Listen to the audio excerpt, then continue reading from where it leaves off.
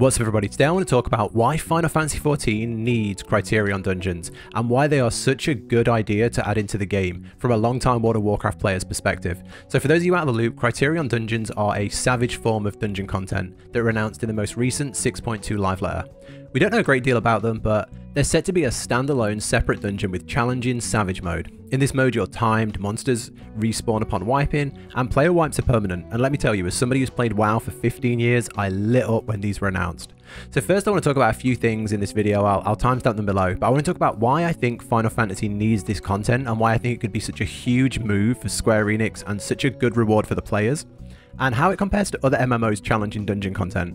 And finally, what we can expect in Final Fantasy XIV and the potential future from these savage dungeons. So first off, I do want to say Final Fantasy XIV is an incredible game and it caters to all different types of players. It's one of the best MMOs and games and stories I've ever played. I love the world, the characters, and the game, and I think the developers are some of the best in the industry. But I also think it's good to talk about criticisms, and I do believe there is a small content gap in the game.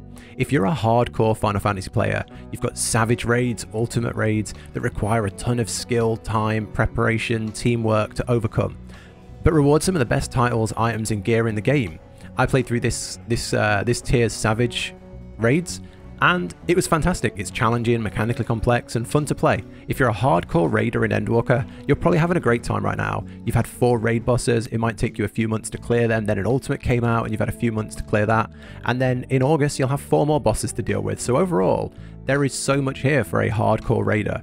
If you're a casual player, there's a ton of stuff too. You've got housing, decorating, FC housing, treasure maps, a huge story that gets released every patch, tons of side stories and side content. There's also loads of other content that is designed with a lower skill ceiling so that most people can get into it, such as the dungeons, the Aglalia Alliance raid. Most things are designed that everybody can have a go at them, and I think that's great. I think Square Enix do a great job of making things available for everyone so that most people can step into content and see everything in the game. And I think if you're a casual player, this is probably a great game. But then I just want to talk about players in the middle that might see some sort of a content gap here, because you have all this easy content that isn't overly challenging and you can do, and it's fun and it's great, but you don't really break a sweat. But then maybe you don't want to commit to raiding hardcore 3 days a week in Savage and Ultimate content. Maybe it's due to a time limit, a family, a busy job, and you only have a couple of hours a day to log in. Maybe it's too difficult and you just can't do it, or you're on controller and you find the game too hard for extreme content like that. There isn't as much left for those people in the middle. I'd say you've got extremes and unreals, but the problem with extremes and unreals is you can clear them both in a day or two on release, and they're hard. Initially they're pretty hard, but then you just farm them on repeat for the mount. I farmed the 3rd extreme 40 times maybe, but outside of this there isn't much semi-challenging content. The only other thing I think that fits in this character is maybe deep dungeons, which is kind of niche. If you like deep dungeons and you love pushing that, then great. I finished Heaven on High and I'm working on Palace of the Dead, but I know not everyone loves this. But that is kind of a something in the middle, but there's not much else for people in the middle to match their skill level or their time commitment. So I want to talk about what other MMOs do in this regard. So coming from other MMOs, there's content normally specifically designed to bridge the gap between the easy, open for everyone content and the hardcore challenging content for the top 1%, so that players can play at their skill level and improve. If you think of something like PvP, you start in a bronze league and you slowly progress up to the silver, gold, etc. And I know some people, when this came out, they were good at PvP, they were good at their class, and they just flew up. They just climb. And then other people like myself, who wasn't so good at the classes I was playing, I got up to gold and kind of hit a wall. I hit a wall of skill where every match was a challenge and I would win one, lose one, and I would have to really learn my class, really learn my opponents, and I was stuck there for a long time, slowly progressing. But you're progressing, you're learning, and you're getting better, and you kind of hit your skill level. Some people I know never got out of bronze. They're not used to PvP, they only play casual content, and they just couldn't get out of bronze. And it's designed so that everyone is challenged against things of a similar content, and we don't seem to have that in PvE content. So World of Warcraft, for example, has Mythic Plus. Mythic Plus dungeons aren't without their problems, but I adored them. You basically get to play the dungeon for that expansion at scaled up difficulties with increased modifiers each week and rewards. And you can push the difficulty up the more you progress and the rewards increase. So for example, you complete a Mythic Plus 5 dungeon, you get some Mythic Plus 5 loot. And then you push a Mythic Plus 6 dungeon, and the bosses might be 10% stronger, but you would get slightly increased gear once you beat them. and you can just grind that all day. And I think this is a fantastic system. You get home, you have a few hours, you want to jump on the game after work, you do some challenging content. You can start pushing yourself in Mythic Dungeon. It's challenging, you feel challenged, and you're learning and you're progressing. In Final Fantasy, it feels like either you go do easy content, I'll go do my weeklies, my Aglalias, my Beast Tribes, or I go and party find a Savage, which in my opinion is vastly different, and it doesn't feel like there's anything in the middle.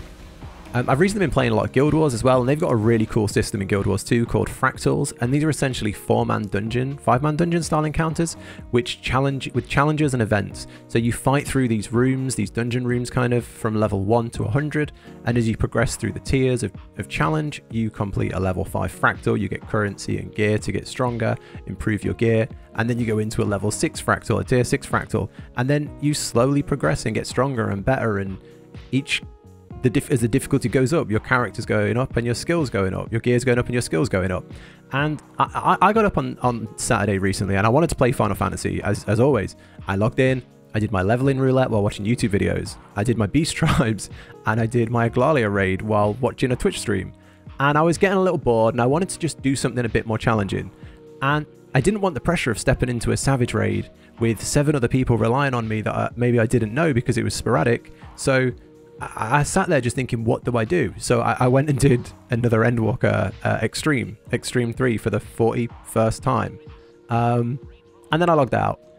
And I didn't know what else to do. So I went and played Guild Wars, and I progressed in Fractals, and I did my 6th Fractal, and I went in and did my 7th Fractal, and I wiped in my 8th Fractal, and then I did it again and I beat it. And I played it for 2 hours, and it was fun and challenging, and I made a lot of progression. And I really wish there was something in Final Fantasy there, and I think Criterion Dungeons could be exactly what we need. So what to expect with Criterion Dungeons? They're looking to be a single dungeon outside of the current dungeon roster. The Savage mode appears to be very challenging, with no respawns, no revives, and a time pressure. But I think whether these fill the content gap will depend on 3 things: the gear, the rewards, and the replayability. I'm quite surprised they haven't just made Savage versions of the current dungeons. We have so many good dungeons out there, especially in Endwalker. When I unlocked the Expert Roulette, I was expecting the final dungeons scaled up. But I do an Expert Roulette, and a tank buster hits sometimes for 10% of their health. You know, the Expert Roulette isn't designed to be difficult, it's just designed to give rewards. And there's so many dungeons there where they could just up the difficulty, and they would be so much more replayable and fun. The new dungeon that came out in 6.1, I've done it once. And I don't see why I ever need to go back. It's not coming up in my Expert Roulette, so I don't see why I ever need to go back there. If they made that challenging, I'd be there every day. So I think there's definitely potential there, but for now, we're getting a new standalone dungeon that's going to be just for Criterion Dungeons. If these dungeons are released and they're cleared on day 1 to 2, and we get a title and maybe a coin for gear or a minion, and it just becomes another Aglalia, another Unreal type situation, it'll be fun, it'll be challenging, but I don't think it will have much replayability. It will just become another thing on the weekly checklist, and once you've cleared it, it'll be fun. It'll be a nice addition to the game, and it'll be fun. I personally hope it's a little bit harder and requires a real group effort to clear, falling somewhere between the Savage raids and the Extreme Trials, somewhere in that sort of difficulty range. An interesting thing is that you can play this with reduced people and the difficulty will increase, so we're going to see some mad lads who will probably try and solo this, and I think having some sort of scalability on the difficulty is super important. But the thing that I'm excited about is the potential future. We know that Final Fantasy have copied a lot of things from other MMOs. They took a lot of inspiration from World of Warcraft, which is a great thing. I mean, it's great that MMOs learn from each other. And I hope they see the potential in scalable, challenging content. When World of Warcraft first started, they had heroic, normal and heroic dungeons, and then there was Mythic dungeons, and people loved it, so they fleshed it out and created this Mythic Plus system, this scalable difficulty system on Mythic dungeons. And I really hope this Criterion dungeon is Final Fantasy's first step in this direction of a Savage dungeon content that isn't just a standalone Savage dungeon, it's a branch and opening of Savage dungeon content and progressive dungeon content that's difficult, that gives players a real challenge.